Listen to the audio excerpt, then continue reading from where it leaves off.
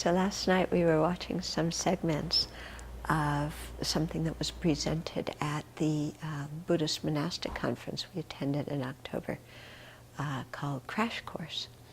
And it talks about the economy, the energy situation, and the environment. And his main thesis is that the next 20 years is going to be quite different than what has happened in any previous historical period.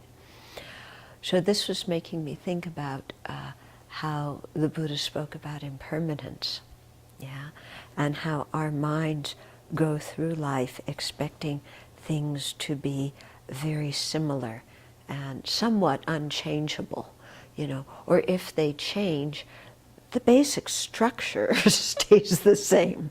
You know, like we see ourselves as, you know, okay, I change a little bit, but the basic me is still the same.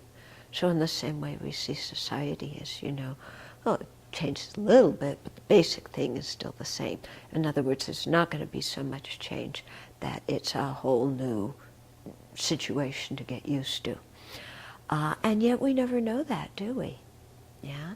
I mean, we're living in the middle of our life, and death is definite. We don't know when it's going to come, and we could have a whole new situation within the snap of the fingers. Yeah, but that doesn't, we don't necessarily even have to wait for death for that to happen. You know, we could be injured, we could get a health diagnosis we didn't expect. There could be a political or economic or environmental thing that happens that really puts a whole new thing in front of us. And so at that time we have to be quite flexible and learn to adapt and to be resilient.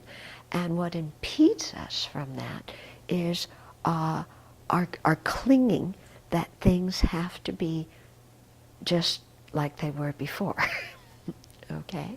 And it's interesting because that same clinging to the past, to some sort of view of permanence, is what also impedes us from growing in a Dharma sense, because we think, I'm just the same little old me, I can't change. Yeah. So this whole view really gets in the way of our own personal spiritual development, as well as our being adaptable and flexible if there's an external change.